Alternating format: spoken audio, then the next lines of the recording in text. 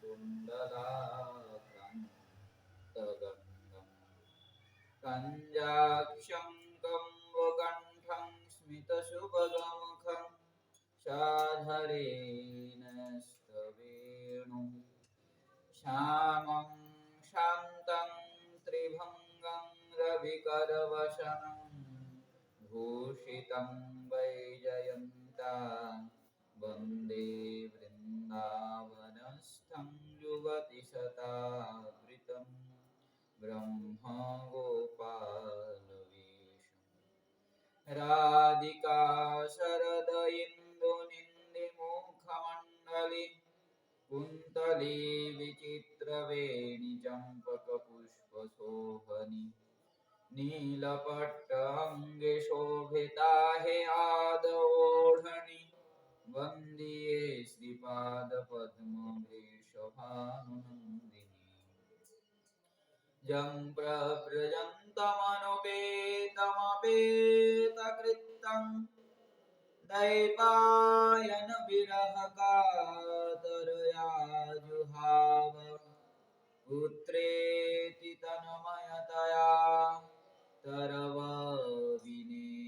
तरवविनेदुस्तं सर्वभूतहृदयं मुनिमानतस्मै नारायणं नमस्कृत्य नरं चैव नरोत्तमं देवीं सरस्वतीं व्यासं ततो जयमुदीरये पूर्वदिव्यरूपधारिणटवारवेशिणं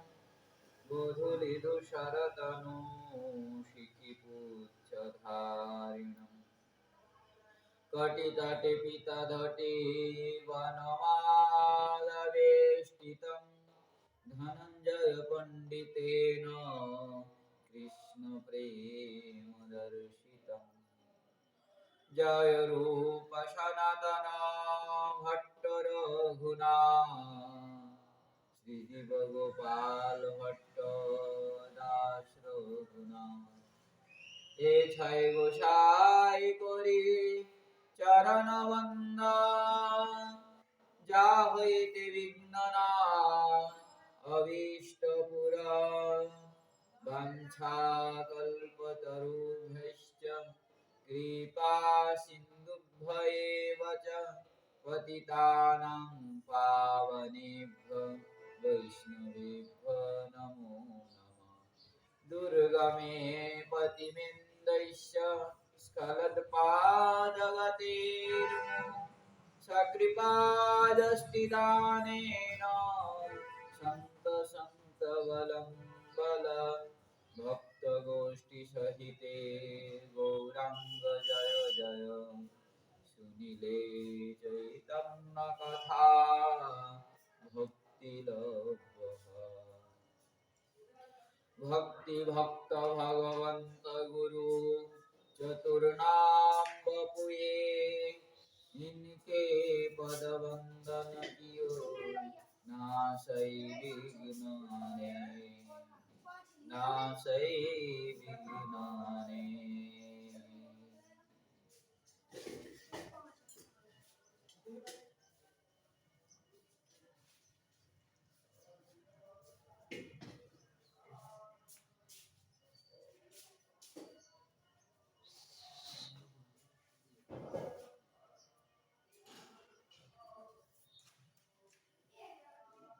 एवे यदि महाप्रभो शांतिपुर आईला सुनिया पितारे रघुनाथ निवेदिला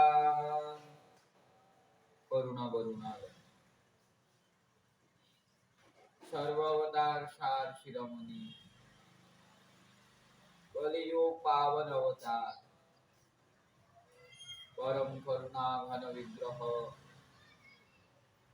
प्रेमदाता भक्त वत्सल भक्त प्राणधन पतित पावन श्रीमनित्यानंद प्रभु श्री कृष्ण चैतन्य महाप्रभु श्री श्री राधा रमन लाल जी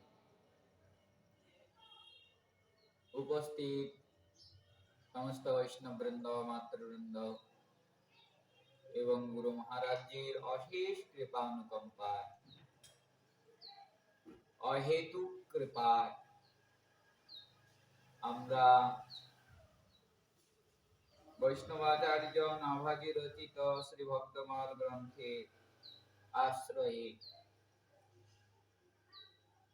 কলিযুগ পাবন অবতার শ্রীমন মহাপ্রভুর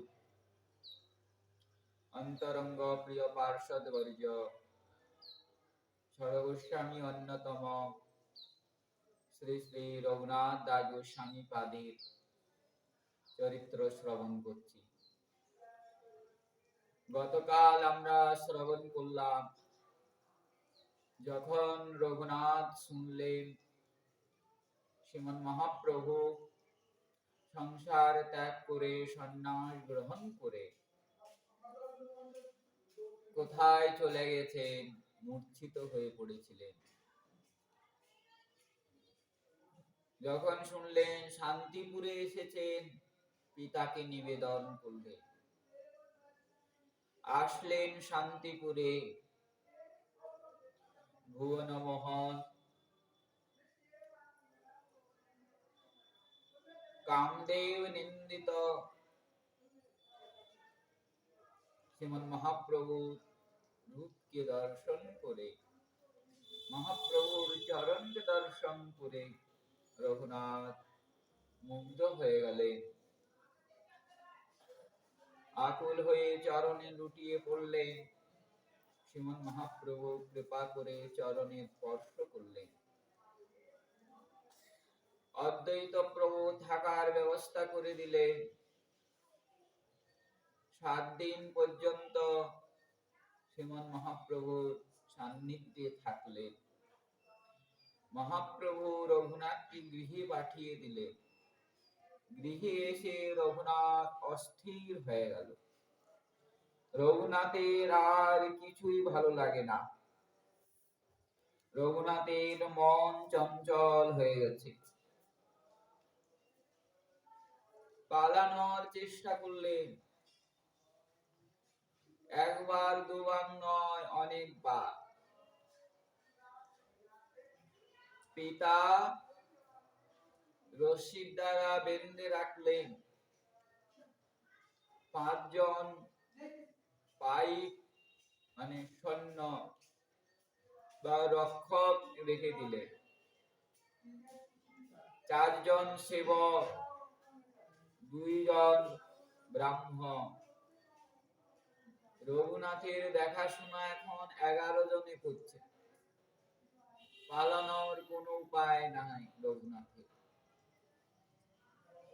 খালি ক্রন্দন করছেন, আকুল হয়ে মহাপ্রভুকে জানাচ্ছেন, প্রাণনাথ, কবে সেদিন আসবে তোমার দর্শন লাভ করব। এইভাবে আকুল ক্রন্দন করছেন রঘুনাথ। ক্রন্দন করতে করতে কতদিন অতিবাহিত হলো, বলে 1 দিন 2 দিন নয়, 5টা বছর। শ্রীমন মহাপ্রভু নীলাচলে গেলেন। সার্বভৌম ভট্টাচার্যকে উদ্ধার করলেন। কয়েকদিন মাত্র নীলাচলে ছিলেন, দক্ষিণ ভ্রমণে বের হয়ে গেলেন। 2 বছর পর্যন্ত দক্ষিণ ভ্রমণ করলেন। আসার পর এই বৃন্দাবনে যাব, এই বৃন্দাবনে যাব, স্বরূপ দামোদর, রামানন্দ আচার্য আদি যেতে দিলেন না, প্রভুকে বাধ্য করলেন। এইভাবে আরো 2 বছর। 5ম বছরে গৌড়ের থেকে এরকম দক্ষিণের থেকে আসার পর 2 বছর ধরে আসছেন ভক্তগণ, কিন্তু 5ম বৎসরে সস্ত্রীক ভক্তগণ আগমন করলেন। শ্রী ঠাকুরানী, সীতা ঠাকুরানীকে সঙ্গে নিয়ে অদ্বৈত প্রভু মালিনী দেবীকে সঙ্গে নিয়ে শ্রীবাস পণ্ডিত এই প্রকার গৃহিণীদেরকে সঙ্গে নিয়ে নবদ্বীপ আসলেন, রথযাত্রা দর্শন করলেন, 4 মাস পর্যন্ত অবস্থান করলেন প্রভুর কাছে ভক্তগণ। 4 মাস পরে যখন ভক্তগণ চলে গেলেন, প্রভু স্থির করে নিলেন এই বছরই আমি বৃন্দাবনে গমন করব। একদিন স্বরূপ দামোদর রায় রামানন্দ জিউকে বলছেন, আমি প্রতিবার যেতে চাই, তোমরা যেতে দাও না, এবার আমি অবশ্যই যাব, আমাকে মানা করবে না। অনেক দিন হয়ে গেছে গঙ্গার দর্শন হয় না, মাকে দেখি না, ওই ছলে নবদ্বীপ হয়ে যাব, মায়ের সঙ্গে দেখা করে এবং গঙ্গাদি দর্শন করে তারপর গমন করব বৃন্দাবনে। সার্বভৌম ভট্টাচার্য, স্বরূপ দামোদর রায় রামানন্দ এবার আর না করতে পারলেন না প্রভু অবশ্যই যাবে, এখন বর্ষার সময়, রাস্তাঘাট ভালো না, এখন যেতে হবে না, বিজয়া দশমীতে রওনা দিবে। প্রভু প্রসন্ন হলে, খুব আনন্দে কাটলো প্রভুর বর্ষাকাল। বিজয়া দশমী উপনীত হলো, জগন্নাথ মন্দিরে যে শ্রীমন মহাপ্রভু জগন্নাথের থেকে আদেশ নিলেন, প্রসাদ গ্রহণ করলেন, ভক্তদের সঙ্গে রওনা দিলেন। গদাধর পণ্ডিতকে মানা করেছিলেন, আমরা শ্রবণ করে এসেছি, এই উপাখ্যান এখানে বিস্তার করব না, কিন্তু গদাধর পণ্ডিত মানলেন না, বলে তুমি যেখানে সেখানেই আমার নীলাচল, সেখানে আমার বৃন্দাবন, সেখানে আমার গোপীনাথ। কিন্তু প্রভু বাধ্য করলেন। গদাধর পণ্ডিত বললেন, প্রভু তোমার সঙ্গে তো আমি যাচ্ছি না, আমি তো আইকে দেখতে যাচ্ছি, মাকে দেখতে যাচ্ছি। কটক পর্যন্ত আসলেন, রাজাকে খবর দিলেন রায় রামানন্দ জিউ। রাজা সেবকদেরকে নিয়ে ছুটে আসলেন, প্রভুকে প্রণাম করলেন, প্রভুকে দর্শন করলেন, প্রণাম করলেন, বারবার প্রণাম করছেন রাজা প্রতাপ রুদ্র। শ্রীমন মহাপ্রভু উঠে গাঢ় আলিঙ্গন করলেন, বিদায় দিলেন রাজাকে। প্রভুর কাছ থেকে এসে এই পত্র লিখলেন, যেই যেই পথ দিয়ে শ্রীমন মহাপ্রভু যাবেন, সেখানকার যত ধনীরা আছে তাদের কাছে পত্র লিখলেন, প্রভু নিজ ভক্তদের সঙ্গে গমন করছে, তোমরা যথাযথ সেবা করবে, সুব্যবস্থা করবে, নতুন গৃহ আদি নির্মাণ করে রাখবে, রাজার আদেশ। রাজাই সঙ্গে করে গেলেন, এইভাবে নদী পার করবেন যবনের দেশ। রাজা যে সেবক পাঠিয়েছিলেন, সে সেবক প্রভুকে জানালেন, প্রভু এর সামনে হলো যবনের দেশ, দুরাচারী যবন, অত্যাচারী, কি দুর্ঘটনা ঘটিয়ে বসে, এখানে কিছুদিন থাকুন, আমি সন্ধি স্থাপন করি, সম্বন্ধ স্থাপন করি। সেই যবনের এক সেবক গুপ্তচর কটকে এসে শ্রীমন মহাপ্রভুকে দেখে গেছেন। সে গুপ্তচর, সে যবনের কাছে মহাপ্রভুর কথা বিস্তার করেছে। অলৌকিক সমস্ত রীতি শ্রবণ করে যবনের হৃদয় নির্মল হয়ে গেল। দেখুন হরিকথার প্রভাব, তার হৃদয় নির্মল হয়ে গেল, সে দর্শনের কামনা করলেন। বিচিত্র কথা, অসম্ভব সম্ভব হয়ে গেল। রাজার যে সেবক, সেও অবাক হয়ে গেল, অনুমতি দিলেন। সে আসলো, প্রভুকে দর্শন করলেন, আকুল হয়ে চরণে পড়লেন, ক্ষমা যাচনা করছেন, আমি সারা জীবন অপরাধ করেছি, কত গো ব্রাহ্মণ সরলদের হত্যা করেছি, আমাকে ক্ষমা করুন, আমি এই পাপের থেকে কিভাবে মুক্ত হব, উপায় বলুন, আমাকে সেবার সুযোগ দিন। শ্রীমন মহাপ্রভু সেবার সুযোগ দিলেন, নদী পার করে দাও, আমি নবদ্বীপ হয়ে বৃন্দাবন যেতে চাই। রাজা নিজেই ব্যবস্থা করলেন, আলাদা এক নৌকা বানালেন, নৌকার মধ্যেই ঘর শ্রীমন মহাপ্রভুর জন্য। দেখুন কিভাবে সেবা করছে। সৈনিকদেরকে 10টা নৌকায় সৈনিক সাজিয়ে রাজা পিছনে পিছনে যাচ্ছেন, কেননা ওই নদীর মধ্যে দুষ্টরা থাকে, এই নদীটার নামই দুষ্ট নদী বলে উল্লেখ করছে। তাই সেবকদেরকে নিয়ে, সৈন্যদেরকে নিয়ে রাজা পার করে দিলেন মহাপ্রভুকে। মহাপ্রভু যতদূর যাচ্ছেন দর্শন করছেন। পানিহাটিতে আসলেন, পানিহাটি ধন্য করে বিদ্যা বাচস্পতি, ইনি হলেন সার্বভৌম ভট্টাচার্যের কনিষ্ঠ ভ্রাতা। এই সমস্ত কথা, এই যে শ্রীমন মহাপ্রভুর আবির্ভাব তিথি আসছে, আমরা ওই সময় বিস্তার ভাবে শ্রবণ করব, খালি সংক্ষেপে আমরা প্রবেশ করছি। তখন সেই বিদ্যা বাচস্পতির গৃহে গেলেন, বিদ্যা বাচস্পতিকে বলছেন, আমি একটু গোপনে থাকতে চাই, নির্জনে থাকতে চাই। সূর্য যদি বলে আমি গোপনে থাকতে চাই, কি থাকতে পারে? খুব ভিড় হতে লাগলো ভক্তদের, না বলে প্রভু কুলিন গ্রামে চলে গেল। ভক্তরা হায় হায় করতে লাগলেন, বিদ্যা বাচস্পতিকে দোষ দিতে লাগলেন। প্রভু সেবক পাঠালেন বিদ্যা বাচস্পতির কাছে। সেই কুলিন গ্রামে যে ভক্তরা দর্শন করলেন, বিশাল ভিড়, অসাধারণ ভিড়। মহাপ্রভু সেই ভক্তদেরকে নিয়ে বৃন্দাবনের পথ ত্যাগ করে রামকেলির পথে গমন করলেন।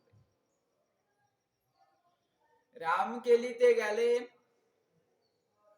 সনাতন গোস্বামী পাদ এবং রূপ গোস্বামী পাদকে কৃপা করলেন। সনাতন গোস্বামী পাদ, রূপ গোস্বামী পাদ ছদ্মবেশে আগমন করলেন। আগমন করে শ্রীমন মহাপ্রভু চরণে লুটিয়ে পড়লেন। মহাপ্রভু উপদেশ দিলেন। উপদেশের সময় দেওয়ার পর যখন বিদায় নিবেন, তখনই সনাতন গোস্বামী পাদ শ্রীমন মহাপ্রভুকে বললেন, সবাপাস আজ্ঞা লইয়া চলন সময়, প্রভু পদে কহে কিছু করিয়া বিনয়। মহাপ্রভুকে প্রণাম করলেন। মহাপ্রভুর সমস্ত পার্শ্বদেরকে প্রণাম করে আলিঙ্গন আদি করে যখন বিদায় হবে, বিদায়ের সময় সনাতন গোস্বামী পাদ তো সাধারণ নয়, এমনি রাজা হুসেন একজন হিন্দুকে মহামন্ত্রী বানায় নেয়, প্রধানমন্ত্রী বানায়। আগে বলেন নাই, যাওয়ার সময় প্রভুকে বলছেন, কি বলছেন? ইহা হইতে চলো প্রভু, ইহা নাহি কাজ। প্রভু এখানে আর থেকো না, এখান থেকে চলে যাও, এখানে আর তোমার কোনো কাজ নাই। হ্যাঁ, তোমাকে যবন রাজা খুব সম্মান করছে, তোমাকে যবন রাজা তার ইষ্টদেব ক্ষুধা বলে মনে করছে, সনাতন ধর্মীদের ঈশ্বর ইষ্টদেব বলে মনে করছেন, সব ঠিক আছে, কিন্তু তাও সে যবন। যদ্যপি তোমারে ভক্তি করে গৌড় রাজ, তথাপি যবন জাতি না করি প্রতীতি। সনাতন গোস্বামী পাদ বলছেন, তথাপি সে হলো যবন জাতি। গিরগিটির মতো কখন রং বদলে যায়, আক্রমণ করে দেয়, আপনার অনিষ্ট করে। সেজন্য আমার নিবেদন, শীঘ্র এখান থেকে গমন করেন। তীর্থযাত্রা এত সঙ্গ, তথাপি যবন জাতি না করি প্রতীতি। তারপরে বললেন, তীর্থযাত্রায় এত সংগত ভালো নয় রীতি। ভাবে বলছেন সনাতন গোস্বামী, প্রভু তুমি তীর্থযাত্রায় যাচ্ছ, এত সঙ্গতি বা এত গোষ্ঠীদেরকে সঙ্গে নিয়ে যাওয়া উচিত নয়, তীর্থযাত্রা হবে না, তীর্থযাত্রা এত সংঘট্ট ভালো নয় রীতি। যার সঙ্গে চলে এই লোক লক্ষ কোটি, বৃন্দাবন যাত্রার এই নহি পরিপাটি। যার পিছনে লাখো লাখো লোক, কোটি কোটি লোক চলছে, এরকম লোক নিয়ে বৃন্দাবনে যাওয়ার রীতি নয়। বৃন্দাবনে একলা যেতে হবে বা একজন সঙ্গে যেতে হবে। যদ্যপি বস্তুত প্রভু কিছুই নাহি ভয়, যদ্যপি তোমার কোনো ভয় নাই, তুমি ভয়কেও ভয় দেখাও। তোমাকে কাল পর্যন্ত ভয় পায়, তুমি কালের ঈশ্বর, কোনো ভয় নাই, কোনো দুর্ঘটনা অঘটন কোনো কিছু হবে না, আমার বিশ্বাস আছে। তাও তথাপি লৌকিক লীলা লোক চেষ্টা, তাও প্রভু তুমি লৌকিক লীলা করছো, তোমার চেষ্টা লোকের মতো, এই জগতের মনুষ্যের মতো। এই বলে সনাতন গোস্বামী পাদ সেখান থেকে চলে গেলেন। এত বলি চরণ বন্দি গেলা দুই জন, প্রভু সেই গ্রাম হইতে চলিতে হইল মন। এই বলে সনাতন গোস্বামী পাদ এবং রূপ গোস্বামী পাদ চলে গেলেন। সনাতন গোস্বামী পাদের কথা শুনে শ্রীমন মহাপ্রভুর মন হয়ে গেল, না এখানে থাকা উচিত হবে না। মহাপ্রভু ভক্তদেরকে নিয়ে গমন করলেন কানাই নাটশালায়। প্রাতে চলি আইলা প্রভু কানাইর নাটশালা, দেখিল সকল তাহা কৃষ্ণ চরিত্র লীলা। শ্রীমন মহাপ্রভুর সঙ্গে সমস্ত ভক্তগণ শ্রীকৃষ্ণের নানা প্রকার লীলাস্থলী সেই কানাই নাটশালায় দর্শন করলেন। সেই রাত্রে কানাই নাটশালায় অবস্থান করলেন। রাত্রেবেলা একান্তে বসে শ্রীমন মহাপ্রভু চিন্তন করছেন। সেই রাত্রে প্রভু তাহা চিন্তে মনে মনে চিন্তা করছেন, সঙ্গে সংগঠ্য ভালো নয় কহিল সনাতনে, সঙ্গে এত ভিড় ঠিক নয়, সনাতন এই কথা বলল। মথুরা যাইব আমি এত লোক সঙ্গে, কিছু সুখ না পাইব হবে রস ভঙ্গে। আমি মথুরায় যাচ্ছি, এত লোক নিয়ে সুখ কিছু হবে না, আরো রসভঙ্গ হবে। ওই জন্য তীর্থ একজন বা দুইজন সঙ্গে, তার মধ্যে আবার কি স্বজাতি হতে হবে। বিজাতি হলে বড় মুশকিল। বিজাতি হলে অসুবিধাটা কি, সে বলবে আমি বর্ষানায় যাব আর নিজের মন আমি গোকুলে যাব, আরেকজন বলে না না আমি বৃন্দাবনে যাব। তখন কি হবে, বলে দর্শনে তো রুচি হবে না, মনটা চঞ্চল হবে, সময় নষ্ট হবে। ওই জন্য তীর্থ দর্শনে একজন বা দুইজন, আবার তারা কিরকম, বলে স্বজাতি হতে হবে। স্বজাতি মানে কি, জাতিতে যে ব্রাহ্মণ ব্রাহ্মণ নয়, মনের সঙ্গে স্বজাতি হতে হবে, মিলটা হতে হবে, মিলটা থাকতে হবে। বলে বর্ষানায় যাবো তো বর্ষানায় যাব। তার ভাব হয়েছে রাধারানীকে দর্শন করছে অনিমিষ নয়ন, পিছন থেকে বলছে এ সারাক্ষণ দাঁড়িয়ে থাকলে হয়, আরেক জায়গায় দর্শন করতে যাবে না, তোমার জন্য দর্শন হচ্ছে না। সে তো ভাবে দাঁড়িয়ে আছে, তার রসভঙ্গ হয়ে গেল। ওইটাই মহাপ্রভু বলছেন, এত ভিড় সঙ্গে করে নিয়ে যাব, রসভঙ্গ হবে না, এত লোককে সঙ্গে করে নিয়ে যাবে না, একলাই যাব, একাকী যাইব কিংবা সঙ্গে একজন, তবে সে শোভয়ে বৃন্দাবনের গমন। এখানে তো আনন্দ প্রমোদ করতে আসছি না, বৃন্দাবনে কি আনন্দ করার, পিকনিক করার জন্য আসা হচ্ছে না, ভালো ভালো হোটেল বুকিং করে আর ফুর্তি করার জন্য। এখানে কিসের জন্য? বলে ভক্তি লাভ করার জন্য। এই লীলাস্থলী দর্শন করে সেই রসের আস্বাদন করার জন্য। তীর্থ দর্শন কেন করে? তীর্থ পবিত্র করে। বলে কোন গুণে পবিত্র করে? তীর্থে গমন করলে, তীর্থস্থলী দর্শন করলে প্রভু যে যে লীলা সেই স্থলিতে করেছেন সেই সমস্ত কথা কর্ণে যখন যাবে হৃদয় নির্মল। এই তো পবিত্র, একেই বলে পবিত্র। আর ভিড় ভাড় নিয়ে আসলাম, কি জ্বালা কি জ্বালা, ওরে বাপ রে। না মনে শান্তি আছে, না খাওয়ার শান্তি আছে, না থাকার শান্তি আছে, না দর্শনের শান্তি আছে। তাই তবে সে শোভয় বৃন্দাবনে গম, এত চিন্তি প্রাতকালে গঙ্গা স্নান করি, নীলাচলে যাব বলি চলিলা গৌর হরি। সকালবেলা উঠে গঙ্গা স্নান করলেন, স্নান করে আর সবাইকে ডেকে বলতেন না বৃন্দাবনে যাব না, আবার চলো নীলাচলে যাব। এই মতো চলি চলি আইলা শান্তিপুরে। নীলাচলে যাবেন বলে যখন ফিরে আসলেন কানাই নাটশালার থেকে, কোথায় এসে উপনীত হলেন? বলে শান্তিপুরে উপনীত হলেন। মহাপ্রভু শান্তিপুরে এসেছেন।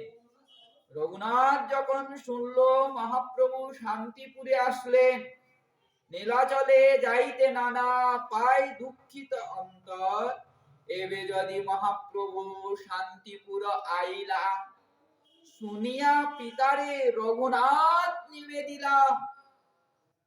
যখন শুনলো 5 বছর পরে শ্রীমান মহাপ্রভু শান্তিপুরে আগমন করেছেন, পিতার চরণে লুটিয়ে পড়ে ক্রন্দন করতে করতে বলছেন, পিতা আমাকে শান্তিপুরে যেতে দাও। পিতার আদেশ হলে তো, না হলে তো যাওয়া সম্ভব নয়। সৈনিকরা তার মধ্যে আবার রশি দিয়ে বেঁধে রেখেছে। ধন্য পিতা, ধন্য মাতা। এই জন্যই শ্রীমান মহাপ্রভু এই গোবর্ধন দাস, হিরণ্য দাসকে বিষয়ের কীট বলবেন আগে থেকে, যখন রঘুনাথ দাস গোস্বামী পাদ গমন করবেন নীলাচলে, এমনি বলবেন। বেঁধে রেখেছেন প্রিয় পুত্রকে। দেখুন, একে ভালোবাসা বলা হয়। আমরা বলি পুত্রকে ভালোবাসি, ভালোবাসা কাকে বলে? সেব্যের সুখকে ভালোবাসা বলে। যাকে ভালোবাসি তার সুখকে ভালোবাসা বলে। নিজের সুখের জন্য রঘুনাথকে বেঁধে রেখেছেন।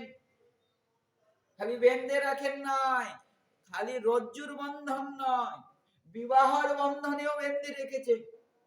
চেষ্টা করেছেন তো, ভালোবাসা। ওই জন্য এই সংসারে সব স্বার্থবাদী, বিনা স্বার্থে কেউ ভালোবাসে না। যখন ছেলে থাকতে চাচ্ছে না বাড়িতে, বলে দাও না, যাও বাবা, আর কপাল কে বদলতে পারে, যাও মহাপ্রভুর চরণে লুটিয়ে পড়ে যাও, নিজের জীবন সার্থক করো। আমাদের দ্বারা তো হলো না, আমরা বিষয়ী। আর বিষয়ের চস্কা এত লেগে গেছে জিহ্বায় আর মনে আর ইন্দ্রিয়ে, ছেড়ে যেতে পারছি না। তোমার এত যাওয়ার মন, চলে যাও, বেঁধে রেখে কি হবে? কিন্তু বেঁধে রেখেছে। রঘুনাথ ক্রন্দন করতে করতে পিতাকে বলছেন, আমাকে এবার যেতে দাও, আজ্ঞা দেহ, যাই দেখি প্রভুর চরণ। যদি না যেতে দাও তাহলে অবশ্যই আমার মৃত্যু হবে, এতে কোনো সন্দেহ। প্রাণ এই শরীরে থাকবে না আমার, অন্যথা না রহে মোর শরীরে জীবন। শরীরে আমার প্রাণ থাকবে না, আজ্ঞা দাও। ভয় পেয়ে গেলেন পিতা মাতা জ্যাঠা আত্মীয় স্বজন, এমন আকুল হয়ে ক্রন্দন করছেন, শব্দের দ্বারা বোঝানো যাচ্ছে না। একমাত্র বুঝবেন ওই রঘুনাথ, ওনার হৃদয়ে কি চলছে, কিরকম জ্বালা হচ্ছে, ওনার জ্বালা পোড়া হচ্ছে। গতকাল আমরা শ্রবণ করলাম কিরকম জ্বালা হয়। স্পর্শ পেয়েছেন মহাপ্রভু ওই গোপীদের মতো, ওই রাধারানীর মতো। যখন মথুরায় চলে গেছেন কৃষ্ণ, উদ্ধব নিবিড় কুঞ্জে যে কি দেখছেন, এক পরম সুন্দরী, সুন্দরীর মহারানী, সুন্দরের সৌন্দর্যের বিগ্রহ অষ্টসখী পরিবেষ্টিত মধ্যস্থলে বসে আছে। আকুল হয়ে আর ক্রন্দন করতে করতে ললিতাকে বলছেন, ললিতা জানো, আমার হৃদয়ে যেন কেউ কালকূট বিষ রেখে দিয়েছে। সেই কালকূট বিষের জ্বালা করছে, যেন প্রাণ বেড়ে যায়, জ্বালা করছে, আমার ছটপট করছে। না, মনে হচ্ছে আমার বিষচিকার রোগ হয়েছে, আমি সহ্য করতে পারছি না। ললিতে, আর আমি থাকতে পারছি না, আমি এই দেহ ত্যাগ করব, প্রাণ ত্যাগ করব। তখন ললিতা বলছেন, প্রিয়ে রাধে, প্রাণ ত্যাগ করলে কি কৃষ্ণকে পাওয়া যায়? আকুল হয়ে একটা জোরে রাধারানী বলছেন, পাওয়া যায়, পাওয়া যায় ললিতে, পাওয়া যায়। পূর্ণমাসী দেবীর মুখে শুনেছি আমি জিজ্ঞাসা করেছিলাম, যার চিন্তা করে করে মরবে তাকেই পাওয়া যাবে। আমি তো তার চিন্তা করতে করতে এই প্রাণে, এই দেহ ত্যাগ করব, তার চিন্তা করতে করতে। এই শরীরে পঞ্চভূত আছে তো, এই পঞ্চভূত পঞ্চস্থানে নিযুক্ত করার জন্য চিন্তা করতে করতে আমি প্রাণ ত্যাগ। এইভাবে ক্রন্দন করছেন রাধারানী। ভেবে দেখুন কিরকম জ্বালা। সেরকমই রঘুনাথের হৃদয়েও জ্বলছে। কে শ্রীমন মহাপ্রভু? বলে সাক্ষাৎ রাধারানী। কে শ্রীমন মহাপ্রভু? বলে রাধা কৃষ্ণ যুগল মূরতি। কে শ্রীমন মহাপ্রভু? বলে গজেন্দ্র নন্দন, নন্দ নন্দন, যশোদা নন্দন, রাধা রাধা রমন, স্বয়ং শ্রীকৃষ্ণ। তার স্পর্শ আদি পেয়েছে রঘুনাথ। তাই বলছেন, এমন ভাবে ক্রন্দন করে পিতাকে জ্যাঠাকে বলল, যদি তোমরা না যেতে দাও তাহলে আমি প্রাণ দেব। এতে কোনো সন্দেহ নাই। মাতা পিতা ভয় পেয়ে গেলেন। গোবর্ধন এবং হিরণ্য মজুমদার আলোচনা করছে, প্রভুর অনেক কথা আমরা শুনেছি, প্রভু পরম দয়াল, অবশ্যই তিনি দয়া করবেন। প্রভুও জানেন আমাদের কেউ নাই, কুলের এই একমাত্র প্রদীপ রঘুনাথ, আরে কেউ নাই। অবশ্যই বুঝিয়ে সুজিয়ে গৃহে ফিরিয়ে দিবে, অবশ্যই। সেজন্য যান। আদেশ দিয়ে দিলেন, সুনিতার পিতা বহুল লোকদ্রব্য দিয়া। একলা পাঠালেন না, অর্ধেক রাস্তায় যদি অন্য জায়গায় পালিয়ে যায়। তাই অনেক লোক, এমনি তো 11 জন সেবক তারা যাবে, আরো অনেক সৈনিকের দ্বারা, এবং শ্রীমান মহাপ্রভুকে, অদ্বৈত প্রভুকে এবং মহাপ্রভুর পার্শ্বদেরকে উপহার দেওয়ার জন্য নানা রকম দ্রব্য প্রদান করলেন। দ্রব্য দিয়ার পাঠিয়ে দিলেন। রঘুনাথের আনন্দের সীমানায় প্রভুর দর্শন করবে। নৃত্য করতে করতে শান্তিপুরে এসে উপনীত হলেন। পাঠাইলা তারে শীঘ্র আসিও কহিয়া, শীঘ্র আসবে কথা বলে রঘুনাথকে পাঠিয়ে দিলেন। নৃত্য করতে করতে রঘুনাথ শান্তিপুরে এসে উপনীত হলেন। এসে তখনই অদ্বৈত প্রভু দর্শন করলেন। করার পর অদ্বৈত প্রভু নিয়ে গেলেন। দেখছেন শ্রীমন মহাপ্রভু বসে আছেন, চারদিকে বসে আছেন সমস্ত ভক্তগণ, পার্শ্বদগণ। কিরকম শোভা বলেন দেখি, যেন আকাশে চন্দ্র, চারদিকে তারা। যেন মনে হচ্ছে পদ্মের কর্ণিকা শ্রীমন মহাপ্রভু, আর ভক্তগণ হলেন পদ্ম চারক। কি শোভা! রঘুনাথ দর্শন করছে, আর রঘুনাথের দুই নয়ন থেকে প্রেমাশ্রু প্রবাহিত হয়ে যাচ্ছে। কতক্ষণ যে রঘুনাথ দর্শন করেছে কেউ বলতে পারে না। মহাপ্রভু অন্তর্যামী, সবই জানে, সবই দেখতে, কিন্তু রঘুনাথকে ডাকলেন। রঘুনাথ এসে লুটিয়ে পড়লেন শ্রীমান মহাপ্রভুর চরণে। আগের দর্শন থেকে এই দর্শনে আত্মীয়তা আছে। আগে যে প্রথম রঘুনাথ দর্শন করেছিলেন তখন সংকোচ ছিল।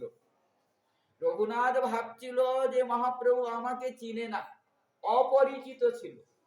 কিন্তু এখন শ্রীমন মহাপ্রভু পরিচিত, এখানে কোনো সংকোচ নাই।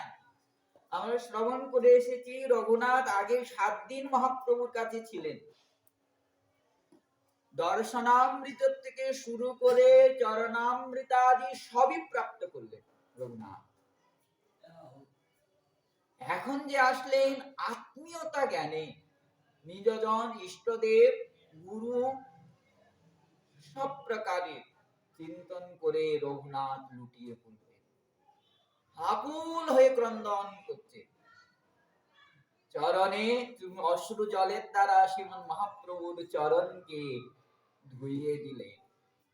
আর প্রত্যক্ষে প্রার্থনা করলেন না, ওই যে চরণে পড়ে রঘুনাথ মনে মনে প্রভুকে জানাচ্ছেন, প্রভু রক্ষকের হাতে মই কেমনে ছুটিব, কেমনে প্রভুর সঙ্গে নীলাচলে যাব, আমি রক্ষকদের কাছ থেকে কি করে মুক্ত হব, কি করে যাব আমি প্রভুর সঙ্গে নীলাচলে, আমার কি সেই দিন আসবে?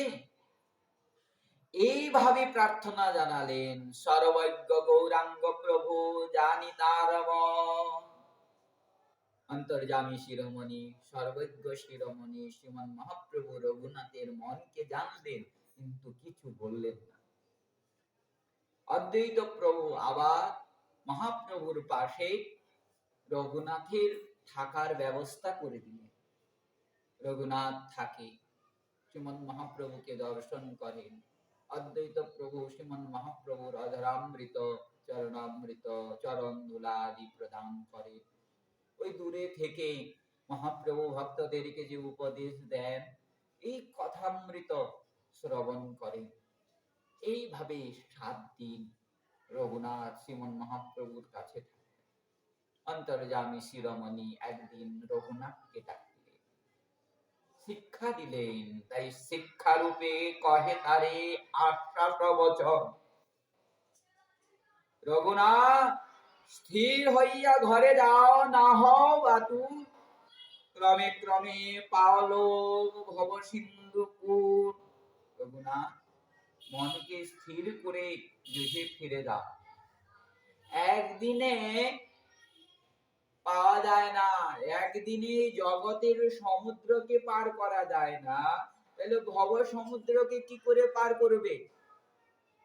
সমুদ্রকে পার করার জন্য কি করতে হয়? বলে আগে তো নৌকা চালানো শিখতে হয়, তারপর নৌকায় বসে কত পরিশ্রম করে, নৌকার দ্বারা তো সম্ভব নয়, জাহাজে বসে যেতে হয়, কত পরিশ্রম কত চেষ্টা করতে হয়। একদিনে কি পাওয়া যায়? একদিনে পাওয়া যায়। ক্রমে ক্রমে ক্রমে ক্রমে পায় লোক ভব সিন্ধু। এক জন্মে কেউ পায় না। পেয়েছে, ধ্রুব পেয়েছে? হ্যাঁ, এক জন্মেই পেয়েছে তো।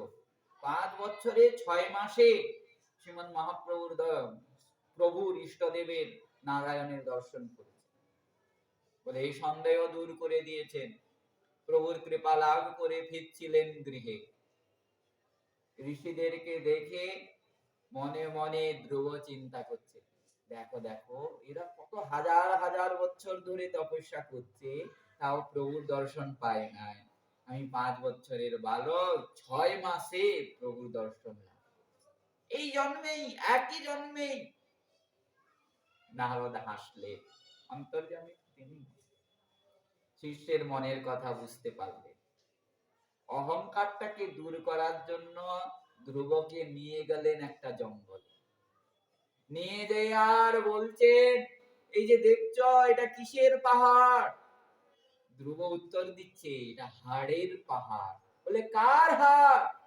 বলে গুরুদেব এটা তো জানি না। বলে তোমার,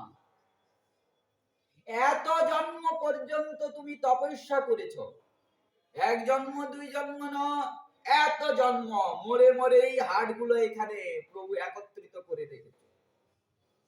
প্রভুর ভক্ত তো তুমি, তাই তোমার অস্থিগুলোকে একত্রিত করতে করতে পাহাড়ের সমান হয়ে গেছে। তাই এই জন্মে, এই 6 মাসে 5 বছর অবস্থায় তুমি প্রাপ্ত করেছো। তুমি অহংকার করছো এক জন্মে পেয়ে গেছি, এক জন্মে কেউই পায়, অসম্ভব। দেখা যায় যে গৌড়ীয় বৈষ্ণব জীবনীতে হাওয়া কোনো ভজন নাই, সাধন নাই, গুরুদেব আদেশ দিয়েছে গরু চড়াতে, হ্যাঁ ওই গরু চড়িয়ে চড়িয়ে কৃষ্ণের দর্শন, লীলা দর্শন আদি সব পেয়ে গেল।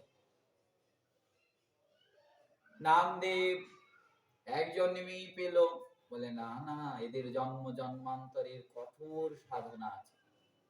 একজন বৈষ্ণবের মুখে শুনেছি, জীবনীতে বর্ণন নাই, তিনি অবশ্যই কোথাও পেয়েছেন। গোবর্ধনের সিদ্ধ কৃষ্ণদাস বাবা বলছেন, আমি 7 জন্ম অবধি মাধুপুরী করে ভজন করেছি, এই জন্মে একটুকু কিঞ্চিত অনুভব পেলাম, কিঞ্চিত অনুভব পেলাম। 7 জন্ম ধরে তিনি মাধুপুরী করে, তার জন্মের আগে কত সাধনা করেছেন সেগুলো তার বলছেন। ক্রমে ক্রমে ভব সিন্ধু পাওয়া যাবে, ভব সিন্ধুর পার পাওয়া যাবে, মানে তাকে পাওয়া যাবে, তার সেবাকে পাওয়া যাবে, এক জন্মে সম্ভব নয়, অসম্ভব। মহৎ কৃপা হলে সম্ভব, কিন্তু মহৎ কৃপা বলে এই সাধনার ফলে লাভ হবে, এমনি লাভ হবে না।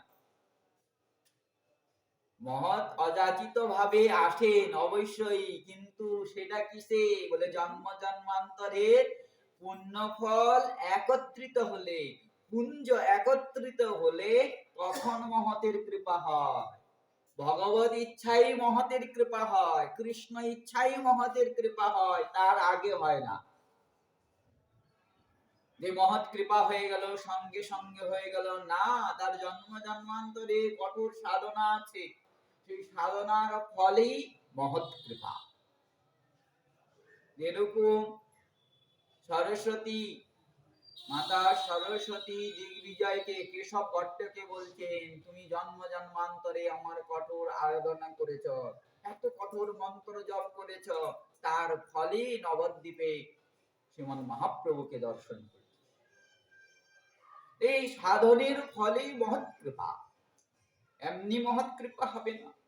শ্রীমন মহাপ্রভু বলছেন, এত চঞ্চল হইও না, মনকে স্থির করে গৃহে যাও, ক্রমে ক্রমে ভব সিন্ধু সংসার থেকে মুক্ত হয়ে আমাকে প্রাপ্ত করবে। মরকট বৈরাগ্য না কর লোক দেখাইয়া, আরেকটা কথা, মরকট বৈরাগ্য করো না লোক দেখিয়ে। শাস্ত্রে বলছেন বৈরাগ্য হলো 5 প্রকার। জ্ঞান শুষ্ক মর্কটঞ্চ কুলো যুক্তম তথৈব চ বৈরাগ্যম পঞ্চধা ইতি কথ্যতে ময়া বিধানত। বলছেন জ্ঞান এক বৈরাগ্য, শুষ্ক বৈরাগ্য, শুষ্ক বৈরাগ্য, খাবো না দাবো না কিছু না, ওই শুষ্ক বৈরাগ্য করতে করতে তপস্বীরা করে হৃদয়টা পর্যন্ত শুষ্ক হয়ে যায়। সংসার কুল আদি ত্যাগ করেন, কুল বৈরাগ্য। যুক্ত বৈরাগ্য বলে যতটুকু প্রয়োজন অতটুকু গ্রহণ করেন, তার থেকে বেশি গ্রহণ করেন না, এই যুক্ত বৈরাগ্যের বিধান দিয়েছে। আরেকটা বললেন মর্কট বৈরাগ্য। এই মর্কট বৈরাগ্য মানে কি? মর্কট মানে বানর, বানরদের মতো বৈরাগ্য। পদকর্তা বলছেন, মর্কট বৈরাগ্যী কহি সর্বত্যাগ করি ইন্দ্রিয় চড়ায় সঙ্গে লয়ে দিব্য নারী। বানরের মতো বৈরাগী ত্যাগী সংসারে দ্বিতীয় প্রাণী নাই। চিন্তা করে দেখুন, বানরের ঘর নাই, বাড়ি নাই। অন্য পশু পক্ষীদের ঘর বাড়ি সবই আছে, ঘর আছে, বাসা আছে। বানরের ঘরও নাই, বাড়িও নাই। আর বানরকে যা দিবেন তাই খায়, খাওয়ারও বিচার নাই, যা দিবেন তাই খাবে। বানর ওই যেখানে রাত সেখানেই ঘুমিয়ে যাবে, কোন নির্দিষ্ট স্থান নাই, কোন বস্ত্র আদিও পরিধান করে না, দিগম্বর হয়ে ঘুরে বেড়ায়, সব ঠিক। কিন্তু দেখুন, এত ত্যাগী হওয়ার পরে সেই বানরের মতো ক্রোধী দ্বিতীয় প্রাণী না, বানরের মতো কামুক দ্বিতীয় প্রাণী নাই। ওইটাই বলছেন মর্কট বৈরাগীদের লক্ষণ কি, বলে উপরে খুব ত্যাগী, কিচ্ছু না, কিচ্ছু গ্রহণ করবে না। মর্কট বৈরাগী কহি সর্বত্যাগ করি, সব ত্যাগ করে ইন্দ্রিয় চড়ায় সঙ্গে লয়ে দিব্য নারী। বানরের মতো যেরকম কামুক নাই, বলে সেরকম, এরকম মর্কট বৈরাগ্য করা যাবে না। এই মর্কট বৈরাগ্য ত্যাগ করো। ওই যে লোক দেখানোর জন্য তুমি বৈরাগ্য দিচ্ছ, কিছু খাবে না, কিছু গ্রহণ করবে না, তাই যথাযোগ্য বিষয় ভুঞ্জ অনাসক্ত হইয়া, এটা যুক্ত বৈরাগ্যের কথা বলছে। যথাযোগ্য বিষয় ভুঞ্জ অনাসক্ত হইয়া, যতটুকু প্রয়োজন, বেশি নয়। সবজির মধ্যে অল্প লবণ আর একটু তেল দিলেই হয়ে যায়, কিন্তু জিহ্বার লালসায় আমরা যদি ভালো করে ছোক দিই আর ভালো করে তেল ঢালি, তখন কি হয়ে যাবে? রাজসিক হয়ে যাবে। এটা তো যথাযোগ্য হলো না। খালি প্রাণটাকে ধারণ করার জন্য, শরীরটাকে সুস্থ করার জন্য, বলে কেন? এই শরীরটার দ্বারাই তো ভজন হবে, এই শরীরের দ্বারাই তো ভজন হবে। শরীরে যদি সামর্থ্য না থাকে তাহলে আমরা পরিক্রমা কি করে? শরীরে যদি রোগ ভরে থাকে, শরীর যদি অসুস্থ হয়, শরীর যদি বেশি দুর্বল হয়, আসনেও বসা যাবে, অস্থির হয়ে যাবে, খালি শরীরের দিকে মন যাবে। যতটুকু শরীরের প্রয়োজন অতটুকু গ্রহণ করতে হবে। কিসের জন্য? বলে ভজনের উপযোগীর জন্য, ভজন করার জন্য, ইন্দ্রিয় সুখের জন্য না, যে আমি এটা গ্রহণ করলে আমার ভজনে উপযোগী হবে, না পেট ভরে খেয়ে আর উল্টিয়ে ঘুমিয়ে গেলাম, তাহলে হবে না। ওই জন্যই বলছেন যথাযোগ্য বিষয় ভুঞ্জ অনাসক্ত হইয়া। আর ভজন সাধন হৃদয়ের জিনিস, এটা লুকিয়ে রাখতে হয়, দেখানো জিনিস। মাদৃশ্য জীব করি না, মালা টালা আর বলতে বলে বেড়ায় আমি 1 লাখ নাম, আমি 2 লাখ নাম করি, আমি 3 লাখ নাম করি। তুমি জানো আমি 3টার সময় উঠে আর আসনে বসি, স্থির মনে লীলা চিন্তন করি, সকাল পর্যন্ত বসে। আমার পাশে যদি কেউ ঢাক ঢোলও বাজায়, তাও আমি বুঝতে পারি, হ্যাঁ আমি আজকে রাত্রেবেলা ইষ্টদেবের স্বপ্ন দেখেছি, প্রভু এসেছিল, সাক্ষাৎ গোবিন্দ, সঙ্গে রাধারানী। হ্যাঁ আমি আজকে রাত্রেবেলা সাক্ষাৎ গুরুদেবের দর্শন করেছি, গুরুদেব কৃপা করে এসেছেন, আমাকে খুব আশীর্বাদ করলেন, তুমি খুব ভজন করো, তুমি খুব ভজন করছো, আমি প্রসন্ন হয়ে গেলাম তোমার উপরে। কি ঢাক ঢোল বাজানোর জিনিস এগুলো? ঢাক ঢোল বাজানোর জিনিস নয়। যেরকম আমরা ধনকে লুকিয়ে রাখি, লুকিয়ে তো রাখি, আমাদের টাকাগুলোকে আমরা লুকিয়ে, আমরা বলে বেড়াই যে আমার ব্যাংকে 50 লাখ টাকা আছে, বলি। আমরা বলি যে আমার ঘরে এত ভরি সোনা আছে, সেটা বলি না। কেন? বলে চুরি করে নিয়ে যাবে। কিন্তু নিজের ভজনের কথা ঠিক বলে বেড়ায়, আমি এত ভজন করি, আমার এত কৃপা করেছি, আমি এত মহতের কৃপা লাভ করেছি, ইত্যাদি ইত্যাদি, এত অনুভব লাভ করেছি, এগুলো আমরা বলে বেড়াবো। বলে এগুলোর দ্বারা সম্মান মিলে। বলে যেরকম আমরা ধনকে লুকিয়ে রাখি, গোপন রাখি, কাদের ভয়ে? চোরদের ভয়ে। বলে সেরকম ভজন ধনকে লুকিয়ে রাখতে হবে, না হলে চুরি করে নিয়ে যাবে। বলে কে চুরি করে নিয়ে যাবে? বলে যে অভিমান, অহংকার রূপী চোর এসে সব চুরি করে নিয়ে যাবে। অভিমান যখন আসবে তখন ক্রোধ আসবে। যখন অভিমান, আমি এত বড় ভজনানন্দী, আমাকে প্রণাম করলো না, যা তার সর্বনাশ হোক। তার সর্বনাশ তো হবে না, নিজের সর্বনাশ শেষ। ভজন সাধন হরি বল সব। এজন্য ধনকে লুকিয়ে রাখতে হবে। শ্রীমন মহাপ্রভু রঘুনাথ দাস গোস্বামী পাদকে উপদেশ দিচ্ছেন না, মাতৃষ জীবদেরকে উপদেশ দিচ্ছেন। কি বলছেন? অন্তরে নিষ্ঠা কর, বাহ্যে লোক ব্যবহার। নিষ্ঠাকে অন্তরে রাখো, লুকিয়ে রাখো হৃদয়ের ভিতরে। যত লুকাবে তত অনুভব লাভ হবে। আর যদি প্রকাশ করে দিয়েছ, কিছুই লাভ হবে না, চলে যাবে। আর যে ঢাক ঢোল বাজায়, বলে আমার ভজন হচ্ছে, আমার ভজন হচ্ছে, বলে না, তার ভজন হচ্ছে না। যেই দিন মুখে বের হবে আমার কিছু হচ্ছে না, আমার কিছু হচ্ছে না, সেই দিন মনে করতে হবে তার ভজন শুরু হয়েছে। সেই দিন মনে করতে হবে তার ভজন শুরু হয়েছে, তার আগে নয়। মুখ বন্ধ হয়ে যাবে আর হৃদয়ে চলবে। আর যদি মুখ খোলা থাকে, বলে হৃদয় খালি। আমরা নিজেরাই বলি, দৃষ্টান্ত দিই লোককে, বলে খালি হাড়ি বাজে বেশি, ভরা হাড়ি কখনো বাজে না। বলি তোমরা, খালি হাড়ি বাজে বেশি, কিন্তু ভরা হাড়ি বাজে না। বলে যার ভজন হচ্ছে তার মুখ বাইর হবে না, শব্দ বাইর হবে না, হৃদয় যে জ্বলবে তাকে পাওয়ার জন্য। কবে পাবো তাকে, কবে পাবো, সে কোথায় গেল আমার, আকুল হয়ে ক্রন্দন করে, তার কাছে সময় কোথায় নিজের ভজনের বর্ণন করা। তাই শ্রীমন মহাপ্রভু বলছেন, অন্তরে নিষ্ঠা কর, বাহ্যে লোক ব্যবহার, অচিরাতে কৃষ্ণ তোমায় করিবে উদ্ধার। হৃদয়ে নিষ্ঠা কর, বাইরে যেটা প্রয়োজন ব্যবহার সেটা করো। এরকম করতে করতে একদিন কৃষ্ণ কৃপা করবে। মহাপ্রভু বলছেন, একদিন আমি কৃপা করব,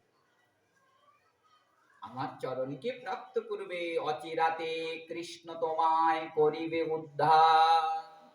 এখন তুমি গৃহে যাও, যখন আমি বৃন্দাবন ভ্রমণ করে আসব, খবর রাখবে, তখন তুমি এসো নীলাচলে, বৃন্দাবন দেখি যাবে আসি নীলাচলে।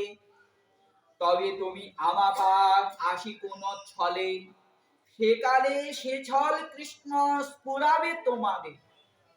তোমাকে চেষ্টা করতে হবে না, সেই সময় সেই ছলটা কৃষ্ণ কৃপা করে তোমার মধ্যে স্ফুরণ করে বুঝিয়ে দিবে কিভাবে আসতে। তখন তুমি এসো, তবে তুমি আমাবার আসি কোন ছলে, সেকালে সে ছল কৃষ্ণ স্ফুরাবে তোমারে। কৃষ্ণ কৃপা যারে তারে কে রাখিতে পারে। যার উপরে কৃষ্ণ কৃপা হয়ে গেছে, কৃষ্ণ কৃপা করে দিয়েছেন, কৃষ্ণ ভেবে নিয়েছে। কৃপাটা কি? কৃষ্ণ ভেবে নিয়েছে একে আর সংসারে রাখবো না, আকর্ষণ করে আমার চরণে নিয়ে আসবো, একে ভক্ত গোষ্ঠীর মধ্যে এনে ফেলাবো, এর দ্বারা ভজন করাবো, এ ভজন করবে।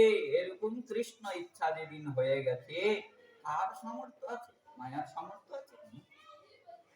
মায়ার কি কোন দেব দেবীর কারুর সামর্থ্য নাই তাকে রাখা, সে আসবেই পারবে না। তাই বলছেন শ্রীমন মহাপ্রভু, কৃষ্ণ কৃপা যারে তারে কে রাখিতে পারে। এত কহি মহাপ্রভু তারে বিদায় দিল, ঘরে আসি দেহ প্রভুর শিক্ষা আচরিল। এই বলে শ্রীমন মহাপ্রভু তাকে বিদায় যাও। মহাপ্রভুকে প্রণাম করলে, সমস্ত পার্শ্বদেরকে প্রণাম করলে। এত কৃপা করছেন মহাপ্রভু, সমস্ত পার্শ্বদগণ বুঝতে পারলেন এই রঘুনাথ সাধারণ নয়।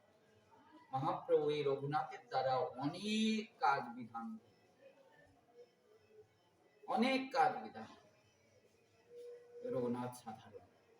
তাই পার্শ্বদেগণ রঘুনাথকে গাঢ় আলিঙ্গন করছেন, আশীর্বাদ করছেন, কৃষ্ণ ভক্তি হোক, মহাপ্রভুর চরণে ভক্তি হোক, তোমার সংসার বন্ধন ছিন্ন হোক, এরকম আশীর্বাদ করছেন, আলিঙ্গন করছেন। সবাইকে প্রণাম করে রঘুনাথ মহাপ্রভুকে দর্শন করে ক্রন্দন করতে করতে গৃহে ফিরে আসলেন। তাই এত কহি মহাপ্রভু তারে বিদায় দিল, ঘরে আসি তেহ প্রভু শিক্ষা আচরিল।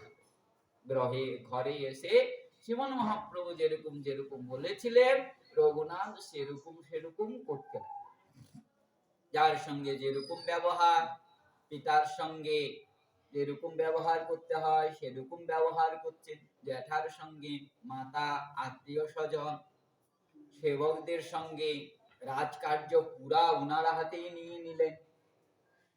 সমস্ত মাতা পিতা, সংসারের মাতা পিতা যেরকম পুত্রকে চায় সেরকম পুত্র হয়ে গেলেন রঘুনাথ। এখন মাতা পিতার আনন্দের সীমা নাই।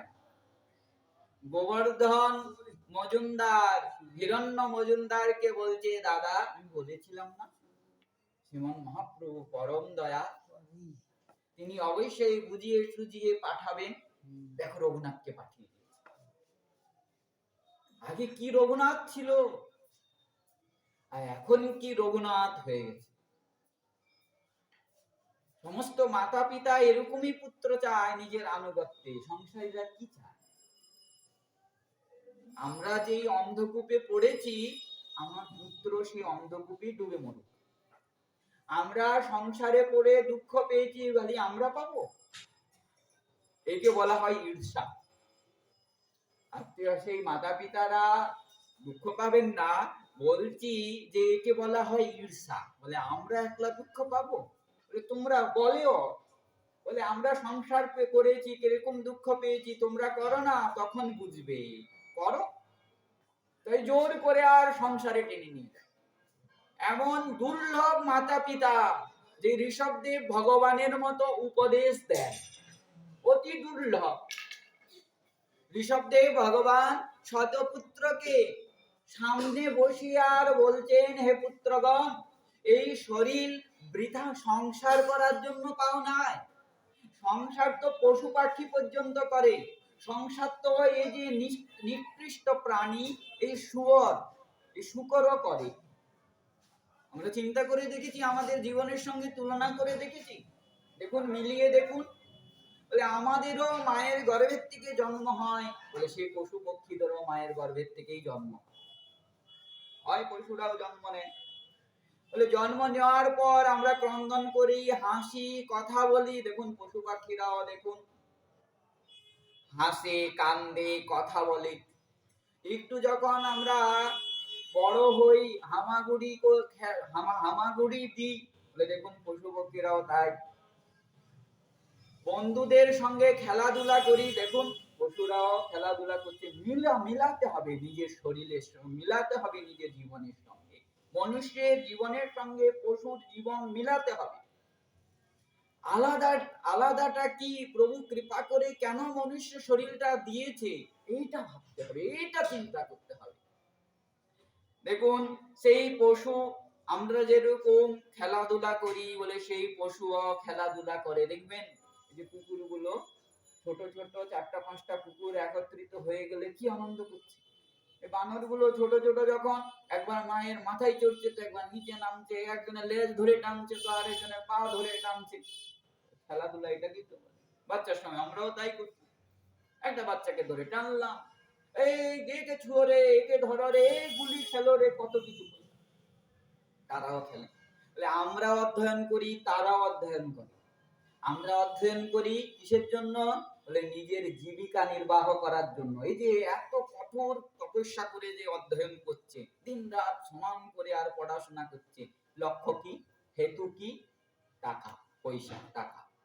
চাকরি নিতে হবে, চাকরি করতে হবে, টাকা উপার্জন করতে হবে, নাহলে আত্মীয় স্বজনরা ভালোবাসবে না, বিবাহ মেয়ে কেউ দিবে না। কিসের জন্য? হেতুটা কি? বলে টাকা। বলে তদ্রু দেখুন পশুরাও অধ্যয়ন করছে। সিংহের শিশুকে সিংহিনী শিখিয়ে দেয় শিকার কিরকম করতে হবে। তা যদি না হতো, সিংহ ব্যাঘ্রের মতো শিকার করত, সিংহ হরিণের মতো হয়ে যেত। ওই তা তো হচ্ছে না, সিংহের সন্তান সিংহের মতোই হচ্ছে। কেন? বলে ওই মা ওকে শিখিয়েছে এরকম শিকার করতে হবে, শিকার করে করে দেখাচ্ছে। দেখুন, এটা হলো অধ্যয়ন। আর হচ্ছে অধ্যয়ন, আমাদেরকে আমরা যেরকম অধ্যয়ন করি বলে তারা অধ্যয়ন করে।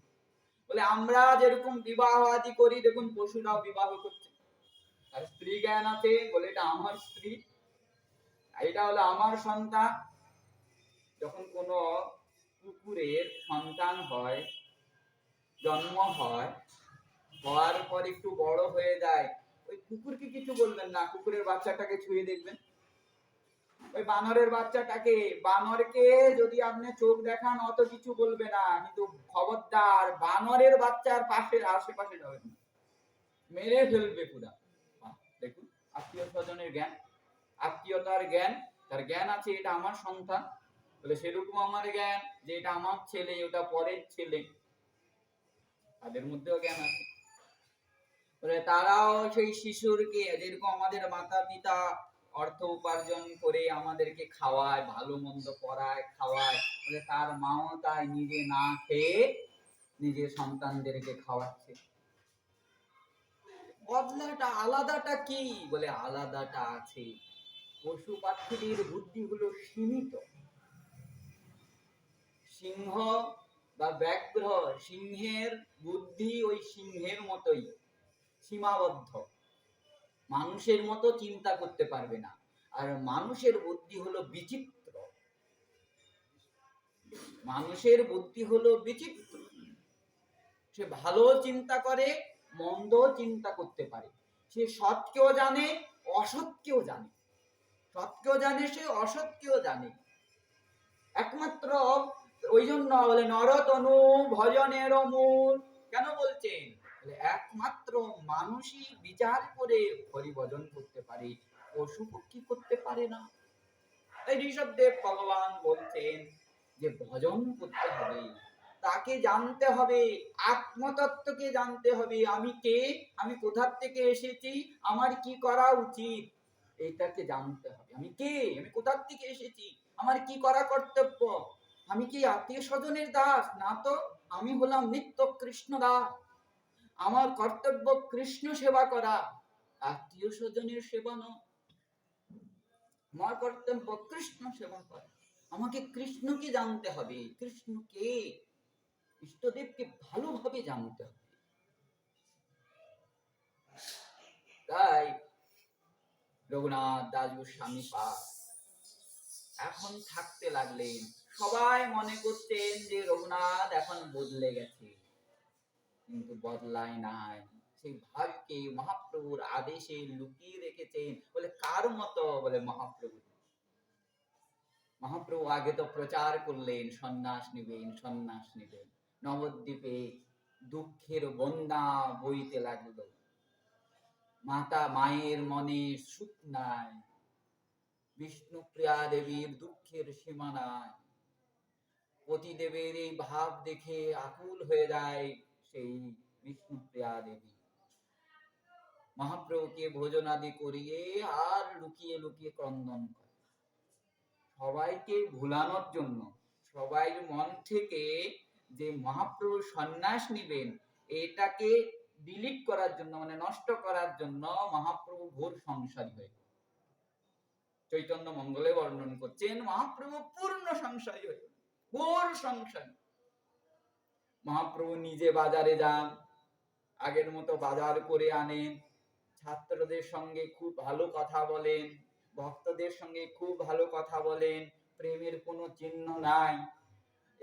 মহাপ্রভু ভোজনে বসেন, মায়ের সঙ্গে পরিহাস করেন, স্ত্রীর সঙ্গে পরিহাস করেন।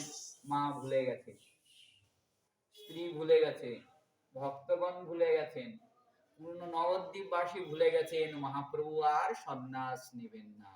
বলিয়ে মহাপ্রভু রাত্রেবেলা বের হয়ে কাটুয়ায় যে সন্ন্যাস নিলেন। ঠাকুর মহাশয়ের জীবনীতেও তাই হলো।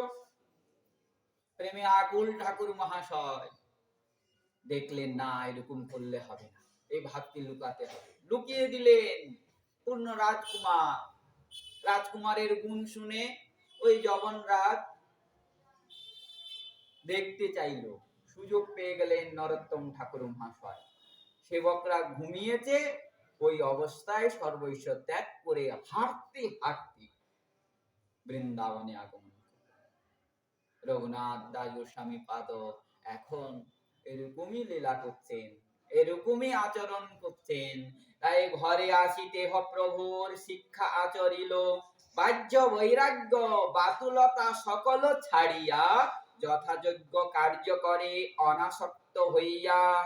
দেখি তার পিতা মাতা বড় সুখ পাইল, তাহার আবরণ কিছু শিথিল হইল।